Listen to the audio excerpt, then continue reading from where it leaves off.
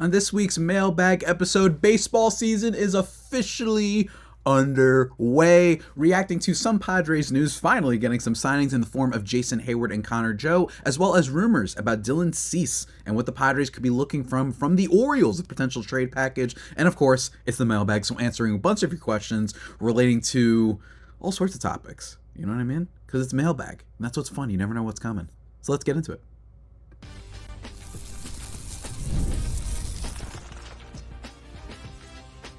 You are Locked On Padres, your daily San Diego Padres podcast. Part of the Locked On Podcast Network, your team every day.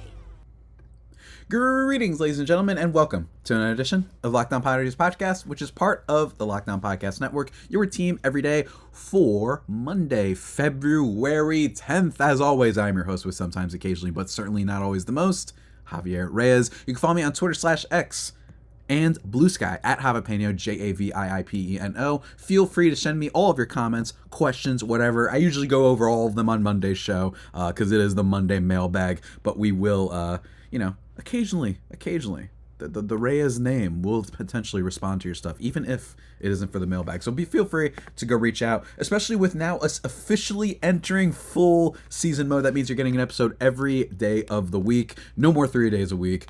Off-season mode is over because I don't know if you guys heard, Sunday, Super Bowl, it's over. We're done. No more football. So this is going to be a lot of fun talking about the Padres. And if you're just curious, for Tuesday and Wednesday, we're going to be talking about Zips projections. But for today's show, guys, it's going to be fun talking about a couple big for Padres, I guess, because this has been a really quiet offseason. Don't get me wrong, I understand that, but still some really interesting news tidbits to talk about. And yeah, we're going to get to that, guys. But first, let me just tell you, today's episode is brought to you by FanDuel. Right now, FanDuel customers can get $150 in bonus bets if your first $5 bet wins. Download the app or head to FanDuel.com to get started.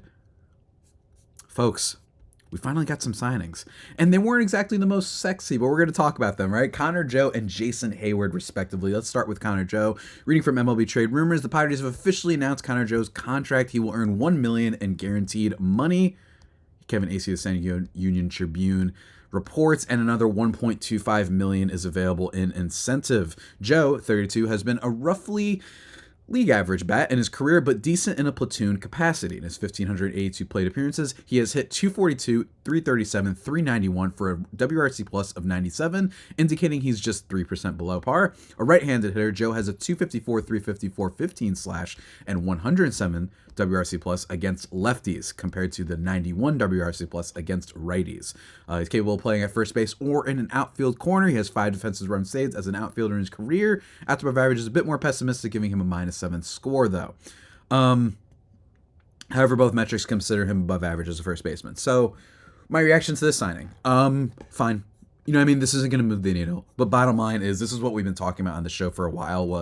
It was clear for a while that, it was officially clear, frankly, with how this ownership group has acted. And we will talk about the ownership in a little bit, because what else is there to talk about? I feel like the Padres land these days. That they were just going to sign some veterans that probably can just plug up a few holes.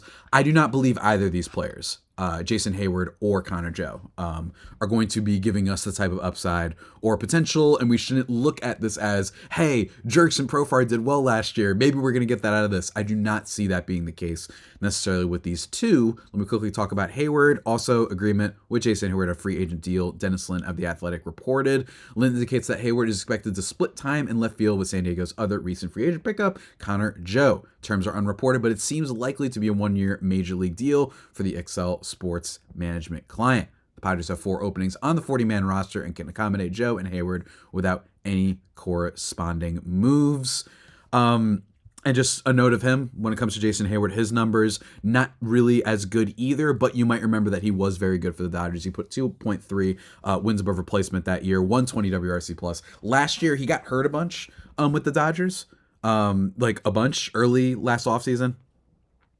He was unable to stay healthy, 6 weeks early in the season. He was rehabbing a lower back injury. Immediately after that, he had a bone injury, a bone bruise after that. So, he basically, he was just hurt a lot of last year. But even that being said, I think that while the signing of Jason Heyward, you might immediately remember what I just mentioned, right? You might be like, oh, wow, I remember Heyward was actually really awesome for the Dodgers, and they figured out something with him, and he was actually a really productive bat. Somewhat unexpectedly so. I will say here that his expected weighted on base that year was 319 compared to 348. He was a little bit lucky with his offensive performance, but what he's not lucky with is the defense. He's a solid defensive player. That's basically what's kept him in the league so long, and it's kind of the reason he got paid so much back by the Cubs in the first place, is just because he's a solid player that like any team could use, where he's a decent bat who plays really, really good defense. I don't know if the defense is going to remain there anymore, but what I can imagine, as evidenced by Connor Joe's abilities to get better against lefties, is that it'll be lefties, they'll be starting Connor Joe, righties Jason Heyward. You basically are getting a situation where you get two players. I actually really like these moves in a vacuum. I like that you're like, you know what, okay, if this is all our options that we have, not in a vacuum, so the opposite of it. In context of what the Padres are going through right now, I kind of like the moves, because this is the team saying we're going to have a little bit of upside potentially with Connor Joe, who, by the way, has been through a lot. This guy has been traded and gone to like 100 different teams, Connor Joe, including, by the way, drafted, I believe, by the Padres at one point. From the Giants, he's had testicular cancer. He's gone through it. This guy is a grinder, so I do like that aspect of him, right? And he's actually had some decent moments in his career being a batter, at least when it comes to getting on base. He doesn't hit and make the best contact all that much. His best WRC plus was 114, and that was the year with Colorado, so take that with a grain of salt. And I do like, as the article mentioned, the MLB trade rumors, that he's okay at first base, and he's in the outfield, right? Like not so good. So I think that's what we're looking at, is when it's righties, we'll have a little bit of a chance with Connor Joe to hit a little bit better, at least be a little bit of an above average player. I do like that he has a good walk rate. And then against righties, maybe you get something out of Jason Heyward. And at the very minimum, he's probably going to be a pretty good defensive outfielder. While Connor Joe, maybe some off days, right? I could see a situation where maybe they're going to move Jake Cronenworth around more. I like the versatility. I like that. I like that we're going to see potentially Jake Cronenworth move around. We're going to see Luis Ariz move around. Maybe they're going to use him, Ariz, as DH even more this year, right? We'll have to see, because Ariz doesn't play a lot of good defense. So I like the moves in terms of where the Padres are at. But it is also true, as some people have told me, it's like, man, like, the Padres, man, what happened? I mean, this is a team that has been spending so much these past few years, has made a lot of big time moves, and they feel really hamstrung, right? It really feels like they're being, locked into this situation because of ownership kind of issues, because of TV deal issues, because of, in fairness, a little bit of the contracts that Preller handed out to guys like Bogaerts, to a guy like Darvish, to guys like even Manny Machado, even if he's played well. They still handed out a lot of big time deals, so the flexibility isn't there. But it is also true that we're going to have to see how this all pans out. I don't mind the moves, but they aren't all that exciting. But granted, I think we all understand that, right? I think we all knew we weren't going to get many exciting moves this offseason. I think the only one they could have got was Roki Sasaki. So at this point, you're just like, all right, two batters, maybe they'll be okay. I'm not expecting too much from either. I think Heyward is I think I saw someone make this comment where they were like, this is really reminiscent of when they gave the deals to Matt Carpenter and Nelson Cruz to be like a little bit of a platoon split, where it's these old, kind of past their prime veterans, especially in the case of Jason Heyward, where he's just a little bit more name brands, right, than on-field production, right? But we'll see how it pans out. I mean, Jason Heyward seems like a good locker room presence guy. Connor Joe, same thing. It could be worse, is basically what I'm trying to say. And I know that it's still a lot of confidence in people, but I do think, given the situation the Padres are in, decent signings, I'm looking forward as well to see how Schilt uses them. And at the very minimum, I'm starting to just get excited about watching baseball again. I don't know about you guys. Am I crazy? Now that football's over, especially, I'm just excited to see these guys play.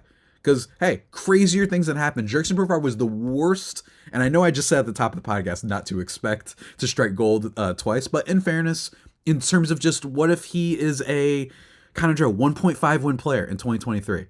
That would be pretty big for just $1 million. That's a big deal. So remember, the bar isn't super high. We don't need these guys to be amazing. But if one of them can just be average, it's a pretty good deal. You know what I'm saying? So we'll see how it pans out. But maybe I'm just being overly optimistic. I don't know. I vacillate between being super cynical and super optimistic a lot. More so than let me tell you, more so than the frequency of touchdowns that the Eagles got yesterday. Let me tell you. Ho ho! But let's, guys, take just a quick break before we talk about the Dylan Cease rumors, which I know are probably a little bit sexier of a thing to talk about. And we'll get to that, guys. But first, let me just talk to you about our sponsor for today's show, and that is the legendary, the incredible, the sensational FanDuel. Ladies and gentlemen, let me tell you, when the game tips off, the NBA action is just getting started, and there's no better place to get in on it than FanDuel, America's #1 sportsbook. With FanDuel, you can place live bets throughout the game, so even if you miss the opening tip-off or want to bet on a fourth quarter comeback, you can stay in the action. And if you're looking for a bigger payout, you can combine your live bets into a same game parlay, guys. NBA, all the actions here. You wanna bet on Luka Doncic with the Lakers? Oh, let me tell you guys, when he plays, I don't know, it hasn't been announced yet if he's officially playing tonight, but let me tell you, that man is going to be on a mission because of this Mavericks nonsense, let me tell you guys. But right now, new customers at FanDuel, you can get $150 in bonus bets if your first $5 bet wins. Just visit FanDuel.com to join today. That's FanDuel.com for your shot at $150 in bonus bets. Make every moment more with FanDuel, the official sports betting partner of the NBA.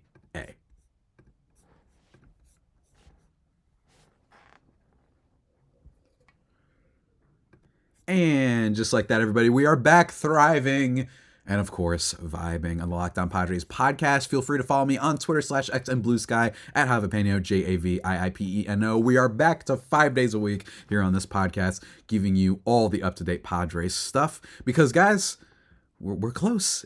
I'm telling you, one of the things about baseball, it's slow from November or from October after the World Series and whatnot, because teams also get really dumb, and we live in this sport where for some reason the Mariners don't do anything every year despite being really good, right? I mean, someone really, I think it was Tipping Pitches, point out, like, guys, you know what's a bigger deal than the Dodgers spending is that the Pirates haven't given out a multi-year deal to a free agent in like 10 years.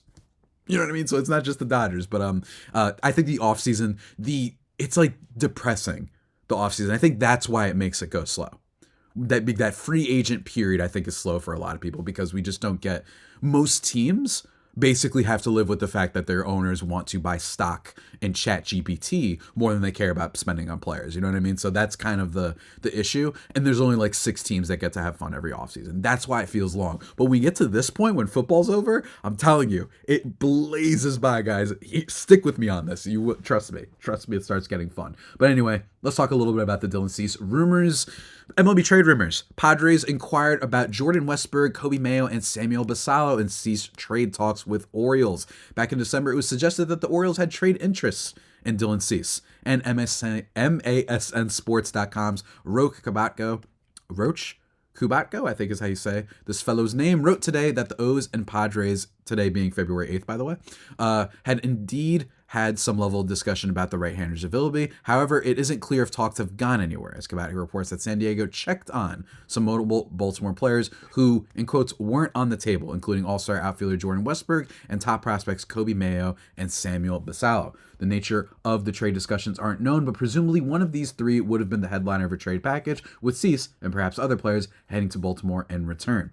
Padres president of baseball operations AJ Preller is said to be looking for significant major league value in exchange for Cease, and it is only natural that Preller would aim high when discussing perhaps a top trade chip. Landing Westburg would have filled San Diego's second base position for years to come. Mayo could have become the Padres' first baseman for the future and very likely a contributor in 2025, and Basallo projects as a keeper at either first base or catcher. San Diego already has one of the sport's top catching prospects in Ethan Salas, but further adding to the future depth chart would have given the Padres an embarrassment of riches at a notoriously difficult position to fill. MLB trade rumors nailed it in that regard. I think that we talked about this. One of the reasons I found this interesting is because we talked about a while back my deal with the Orioles revolved around some of their a little bit lower tier prospects, right? Another thing that I pointed out, though, was that the Orioles are such a weird team right now that sometimes weird teams do weird things. So it is worth checking in on this team because they must be getting a lot of flack. 100% deserved that they really didn't do anything much this offseason, considering what they could have done. They had a low payroll. They have all these great prospects. They've been, nearly division winners like 3 straight years now. It feels like they've been, or 2 straight years now. And they are probably one of the favorites to win the division again this year. They have all these really good players. And all they did was see all of their top pitchers go and basically are hoping that Grayson Rodriguez, Clayton Kershaw in his prime, and that he's going to carry them. But what I said around that time was, okay, maybe they're going to get a little bit reckless, right? Maybe they're going to be, really desperate. Basallo and Kobe Mayo are completely off the table from what I understand. Like, I just don't see that happening. But I thought that someone like Chase McDermott and Judd Fabian, an outfield prospect, the latter, and a right-handed pitcher prospect, the former, decent prospects, and then throw on that either a Heston Kierstad or a Ryan Mountcastle. I think that's a deal that would make a lot of sense. Instead, this tells me that the Padres don't really want to trade Dylan Cease. They're saying, we're only trading this guy if it's like we really get like a big haul or we get a type of player that can really help us, as the article explained, for years to come.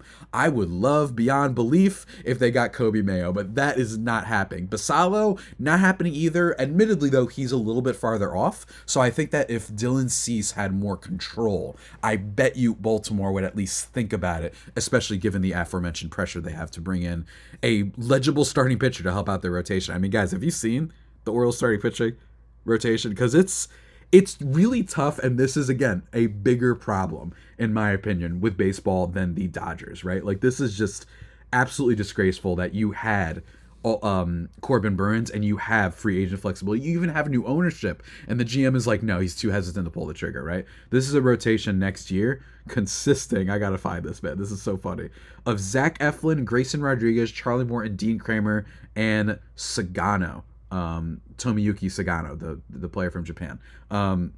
That's just like, I like Eflin. These are like fine pitchers, but this is not a team that with those pitchers, it seems like your intent is to win a World Series. It seems like this is the type of pitching staff that you have where you're like, we're in a transitional year. You're not in a transitional year, though, right? Like, you have Ryan Mountcastle and Ryan O'Hearn. You have Jackson Holliday at second baseman, was the top prospect in baseball last year. Struggled a bit, but I imagine he'll be good. Jordan Westburg was an all-star. Gunnar Henderson was the second best shortstop in the league and a top 6 to 7 player probably in all of baseball now. Tyler O'Neill and Coty Kazar are good. Cedric Mullins is pretty good. The fact that and Heston Kierstad, as mentioned before, it's just really embarrassing for the Orioles, but I see what Preller's doing. He's basically deciding, this is my top guy, I'm not trading him, because one of our big strengths could just be big-time starting pitching, right? We have questions at starting pitching. If Joe Musgrove wasn't hurt, I think he's a little bit more willing to deal Cease for something like I mentioned. I think Kierstad being the lead of a deal would be great for this team. I really do. I think Heston Kierstad would be awesome, and I think that, while he doesn't have necessarily as much experience in left, actually he does. He's actually played equal amounts left field and right field. He's not like an ace defender or anything like that. You plug him in to left field, I feel a lot better about this team going forward. And at age 25, he was pretty good last year. For those who don't remember, he produced only 0.3 wins above replacement, but he showed a lot of promise in just 39 games. And I'm really excited about him. I think this guy could be great. If you did Kierstad and those other two guys that I mentioned, I would be in. I'm telling you, I'm 100% in on that because of their other prospect depth. Or maybe I might even do just Kierstad and one of those other guys. Maybe Kierstad and what's his face? I'm blanking on his name. And Chase McDermott. I might even be interested in that. But for now, I totally get it. You're saying, let's go Cease, King, Darvish. That's a really awesome starting three. You can win a lot of games with that. Combined with our good bullpen, maybe we'll get some value on the back end of the rotation. That's a little bit more up in the air right now. But if you gave up these guys, if you give up Dylan Cease, you're going to want to get something really good. Otherwise, you go all in. You're going all in this year. It's kind of, you only have that. That's kind of your only choice, is to just hope that you have a really good year in 2025. So I'm totally cool with the Padres kind of operating, and they're only going to sell high, right? They're only going to sell high. They're not going to sell this guy low. That being said, I would not mind Kierstad as being one of the people there. But that's just me, guys. That's just me. And now I want to hear from you. We're going to talk about some of your guys' questions now. Let's get into the mailbag, one of my favorite parts of doing the show every year. First question comes, and we just mentioned them a little bit before, at Silas Robert Shaw 8122 says, the Dodgers spending has made me kind of uninterested in having hope the Padres can get past them, especially considering the lack of activity. As to Arise, I still just don't understand how a guy can work so hard at hitting and then just really not give that same effort to defense. Perhaps it's the changing positions, but he's never been very good defensively. You are right. about the latter point, he's just never been good defensively. That's the maddening thing about him. I think people often assume that us analytics nerds versus the old heads on pundits on MLB Network or wherever, that like we hate him because we hate singles. No, what we hate about Luis Arraez is that he loses some value being a bad defender. I know he went off in the playoffs. I don't know what that was at first base. My guy turned into a beast. But overall, the fact that he's not very fast and the fact that he's not a good defender takes away two really core pieces of it. If he was a really good defender, I would be all for, let's call this guy he could be a 3.5 win player at minimum every year, or 4. That just gives you a nice like floor, I think, with the good defense, but he doesn't do well there. But I don't know if it's all about effort. I actually think that out of all of the sports, the one that I've been told being bad defensively is a little bit about effort is the NBA. That's what I've heard. It's complicated baseball, man. It's tough. It's tough. And by the way, there are some guys who are incredible at the plate and put all of their effort into mastering the things, and they're not as good defensively. It just happens sometimes. All players are different, which is sometimes really cool about baseball. And then I would say the Dodgers spending has really taken the air out of it. But if you're talking about feeling like no one can beat them, that's just not true, right? Like that could absolutely happen. Atlanta could go and whoop their ass, right? Like that could just totally happen when we get to the playoffs. It could totally happen. So I would keep that in mind. It's not over by any means. Another question, though, coming from Wyatt Bunting-W8K says, my question is, why haven't we done something with Sean Reynolds? 6'8" with a cannon, 21 Ks in 10 innings. Yeah, I think we're going to see a lot from him. Potentially in spring training. They're definitely going to throw him out there and try him out. And it's another reason why I'm really excited about this Padres bullpen is they just have Sean Reynolds just lurking around as a potential guy. And I don't think he was getting lucky in that limited time frame. Granted, very limited time frame compared to some other relievers, but he really was good. So I actually think that he could be a really big piece of this bullpen. And I think the Padres do too. So don't worry, we're going to see more from him. I really do believe that. So look forward to spring training. That will be a storyline. It's just who emerges, I think, from the back end of that Padres bullpen will be something interesting to behold. But we're not done, of course, guys. This is only a second segment, and we're going to continue answering your questions about all things in just a minute, guys. But first, a few words from our sponsors.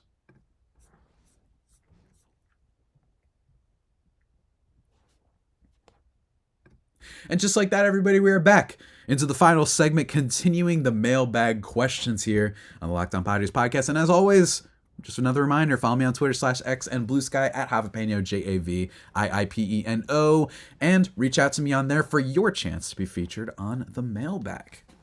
Cool stuff, right? It's a pretty cool offer. Some would say an offer you can't refuse. Rama Murdy 9938 says, one thing the Seidler brothers might want to do is reach out to Sheil Seidler and see if they can reach settlement of the lawsuit outside of court. Maybe they can give her some type of minority controlling interest. Still not worried about the lack of moves. I trust AJ has a plan for the roster and understands our needs and how to fill them. But question for Monday's show, my main question, have you ever thought about going to Arizona for spring training to do some episodes from there? I'm sure the Locked On Network can afford to pay for the airfare and hotel for 1 week at least. Nah, bro, I don't know about all that. I don't know about Locked On cannot look, man. I'm a baseball host. This ain't that NFL and NBA type of stuff. You know what I mean? I have thought about it. I've definitely thought about going to Arizona at some point. I have some people that know some people out there, so maybe I'll visit at some point. But spring training has never been my main thing. You know what I mean? If anything, I'd love to just go to San Diego and see a game. And I am in the process of doing that. And I am still worried about the lack of moves. I'm worried about the lack of moves and what it says about the team, because I don't think the lack of moves are because AJ has a plan. I'm sure he has a plan, but I don't think this was his primary plan, if that makes any sense. Moving on, though. Another person who isn't worried, at Tony Sue 8860. I'm not worried about the Padres offseason activity. Unlike every other team this past decade, the team has fewer concerns, and there is the entire spring training to see what the Padres have and if there are any unexpected issues to address. I don't know what you're talking about, unlike every other team this past decade. If you mean since 2020, fine. But in general, I don't know what Padres you're watching, but maybe I'm just reviewing it wrong. Look, the Dodgers spent big because they recognized their team was clearly inferior and had to rebuild most of the team. The Dodgers have the means by raising prices and upgrading their ballpark. The Padres fans aren't going to be seeing those kinds of extreme revenue increases to fund the massive increase in tax payroll the Dodgers are going to have for at least the next 4 years. I don't know what changes might happening before opening day, but I think the current team, as it is, should compete for the division lead and has a better starting rotation than every other NL West team today. I strongly agree with basically everything you said, except for the idea that maybe we shouldn't be panicking too much. I think the D-backs have a better rotation, by far. The Dodgers have a better rotation, easily. Blake Snell, Yoshinobu Yamamoto, Roki Sasaki just for fun, who else do they have? They still have they have someone else that I'm blanking on right now, and they have some other guys like Gonsolin and Bobby Miller that have some upside they can tap into. So no, they're much better. And go check out my recent article at justbaseball.com. They have just a bunch of 2-win, 3-win starters, and they added Corbin Burns, the Arizona D-back. So I think that they're so much better. There's a little bit more unknown with the back of the rotation of the Padres, even though I'm a little bit more bullish on guys like Matt Waldron and a little bit Randy Vasquez, just because I think they can fill things together. But also, Darvish ain't getting any younger, right? We love Cease and King, but losing Musgrove was big, man. I strongly disagree. I do not think they will be competing for the division lead. I think if anyone competes for the division lead, I think it could be the D-backs because of the depth. I think it's possible. Remember, Corbin Carroll was having Julio Rodriguez comparisons at one point. And we always talk about how Julio Rodriguez is one of the best young players in the game. That's why the Mariners paid him, right? Even the Mariners shelled out somebody for him. Corbin Carroll could be a 6-win player next year. They've still got Ketel Marte. They added Josh Naylor. They've still got a lot of depth across that entire outfield with guys like Alec Thomas and Pavin Smith being backup players. Jake McCarthy's really good. Lourdes Gurriel Jr. is very good. Randall Grichuk was a 130 WRC plus guy, and they got him for $1 million. So I think D-backs, depth-wise, far greater chance of winning the division. I will say the star power of the Padres is greater. It's possible that Jackson Merrill and Fernando Tatis Jr. just go insane, and they're just like this dynamic duo a la, Justin Morneau and Joe Mauer, you know what I mean? Where they just really do great. And not to mention, we've got some other good players like Manny Machado in the fold to hope for. But we'll see. We'll see. And if anyone else agrees with Tony Sue, let him know. But we're not done, everybody. We're not done. We're not done. We got a very nice comment from at Tina Greenwood 4510 says, "Hey Javi, loving the pod as always."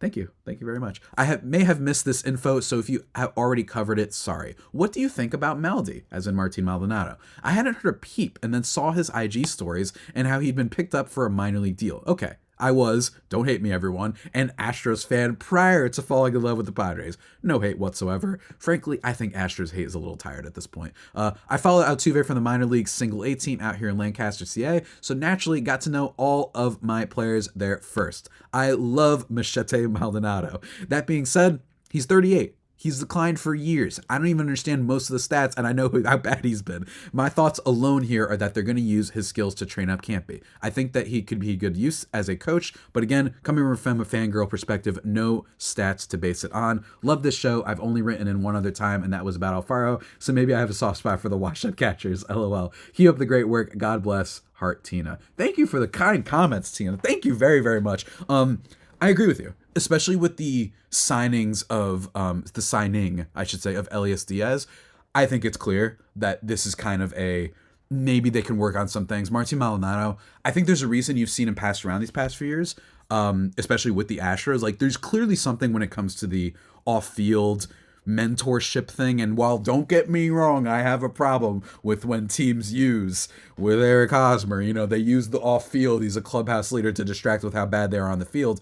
You're absolutely right. He's been very bad these past few years. Negative win player basically every year. It's probably just a tester, and it was probably like a precautionary sign just in case they couldn't get Elias Diaz back. Maybe just a mentor sort of thing. Maybe he's a backup catcher that you just have in the clubhouse. Good veteran, been on winning teams before. And yeah, maybe he'll be helpful for teaching Campizano some things behind the plate, because if Campizano can improve his defense whatsoever, I'm starting to hope, at least a little bit. The Campizano Hive has been on life support for a long time now, and it'd be really nice to see him just be a okay catcher. You know what I mean? Just be okay. And then have Diaz as the backup until Ethan Salas is ready, which, by the way, I think could still be a long time, although I'm curious to see how he does in the spring. that should be a lot of fun. But thank you so much for the kind message, Tina. We got another question, of course, though. It is from my main man, Steven Krasner. 5532. I don't know if you're my main man, but thank you for writing it, sir. Javier, can you please explain the Padres TV situation? They were part of Bally Sports, but they were not paying money that was overdue, so now MLB takes over. Can you explain in easy to understand terms? You mentioned that last part, Bally Sports did not pay up, and it fell apart. We're not the only team. The D-backs also went through this as well. The Diamond Sports final payout to the Padres, as reading from SI, was also a big part of this, and also, I think, impacted a little bit of the financials, which again, I don't think they're in my comments, but the Dodgers fans who like acting like it's all us, baby, talent. Well, we also had our owner die and we had a crazy TV deal fall apart. In May 2023, Diamond Sports Group decided to drop the San Diego Padres from the regional lineup. It did not pay its rights fees. The fallout was monumental and shifted the broadcasting rights from Bally Sports to Major League Baseball. The Padres will recoup just a fraction of what they were owed when Bally Sports, San Diego's parent company, detailed on its television contract last season, according to a copy of agreement filed in U.S. bankruptcy court on Tuesday. And this was in 2023, by the way. Diamond Sports Group originally agreed to the Padres as much as $78.9 million. However, a Padres source told the San Diego Tribune that the team is expecting to get just $17 million in total. So yeah, basically it's just not great. Diamond Sports filed for bankruptcy, eliminate more than $8 billion in debt. It's a rough time, but basically this means just a little bit less money has basically come the Padres' way. A significant amount of money has gone less to the Padres' way. And when it comes into context of other teams, Yankees, Dodgers, they have like their own TV broadcast channels, basically, which is a big part of why they're able to spend significantly more than other teams, right? Whenever they're aiming for a player. So, we'll see. We'll see. And they denied that it was going to affect their payroll too much, but we've seen that, they have not kept it going, and I think part of that is ownership, but we'll have to see. But thank you for the question, sir. That's basically all I got in terms of that. I don't think I know more than everybody else, but not great. Not great, my friend. Not great. Let me see what else we got here. Oh, at DM310MD said Javier eats the jalapeno. Made me laugh. What can I say? I don't know why that made me laugh so much. At Hope Springs Eternal 2624, you are mean, and you are the worst Locked On host of all the hosts. You do not respect your listeners, viewers, as you slurp water in front of us all. You are so unprofessional on these podcasts. Look, the you slurp water in front of us all, guys. I'm sorry, but that killed me. Some really fun comments this week. Thank you guys so much. And if you think I'm the worst, then I don't know why you keep commenting to my channel. Hope Springs Eternal. But anyway, at Julio Ediza says, this man doesn't care what Peter believed in. He's already choosing profit over fans and his own brother. So I know our Padres and us fans will suffer while his pockets get full. Just my honest opinion, because actions speak louder than words. How do you really feel, Javi? Referring to John Seidler. You got to wait. But I will say, even though you do have to wait and we can't assume anything with what's going on, I'll maintain what I've always said, which is, bottom line is, ever since Peter died, this team not only spent, here's how I'll describe this. It's not only rare to see a team do what the Padres do, it's rare in sports. And I don't mean from a, wow, historically bad team finally wins, i.e. the Denver Nuggets, maybe, i.e., I don't know. Just think of a championship winning team the past few years that hasn't been historically good, right? Nuggets were the first thing that came to mind. Not just in terms of that, but the financial philosophy and what, I don't know why I growled there, philosophy, just how you are as an organization. It's very rare to see a transformation, the level of which the Padres have had these past few years. And that's why it hurts. This is not a team that has always spent and is just going through a rough patch. This is a team that didn't spend, and everyone was like, what's going on? It was one of the bigger and most fascinating stories in all of sports, and I don't believe I'm biased in saying that. It's just, could you imagine if the A's, while the Padres weren't quite A's tier, could you imagine if the A's just this offseason, they were like, Alex Bregman, come on down for $250? That would be crazy. Or even not even this offseason, because we know why. He's trying to justify the move to Vegas, John Fisher. But say 3 years ago, could you imagine? And then they just kept spending, and everyone's like, "What's going on? They're the Padres. This is know your place." You know what I mean? that's kind of what we've seen.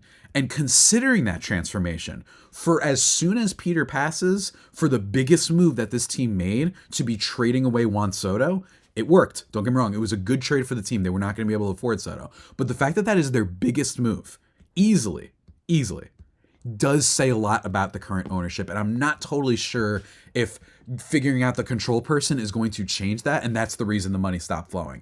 I don't think that would have impacted it. So it's hard to say. We're going to have to see how things pan out, because in fairness, 200 million is a lot, but it does say a lot that it's like, yeah, well, we're spending a lot right now because we want to go for it. So if you want to get cheap, why do it in the middle of the process? You're supposed to trust the process. Am I right? So that's the problem. I don't know fully how to feel about John Seidler being named the control person. You can hope, right? One can hope, but as of right now, does not look very good. And just from what I've heard, weird, confusing vibes right now, exactly around the league. Everyone's like, we don't fully know what the Padres' plan is, and if they're ever going to spend the same way again. So not great. We'll have to see. And you're totally justified in feeling that way about John. I wouldn't make too many proclamations about it's over, right? You know what I mean? Heck, my best friend is an Eagles fan. He texted me in September, said the team's cooked. You know what I mean? He texted me that in September. He's like, it's over. We got to play it for 2026. Don't assume it's over, but that being said, you're totally justified in how you feel. Last comment, though, from my man, Brandon Evans, 1306. Mark my words, Jackson, Merrill, and Xander Bogaerts are both going to be 6-win players next year. If Xander Bogaerts is a 6-win player, I will buy a jersey of your choice and send it to you, Brandon. That's right. I will buy a jersey of your choice and send it to you. And if it's both of them are 6-win players, because Merrill's totally believable. I could totally see. Merrill was like a 5-win player last year. I could totally see that again. And look, if they can get, I'm just hopeful that Xander Bogaerts is like a 3 to 4. I'm just so worried about that, dude.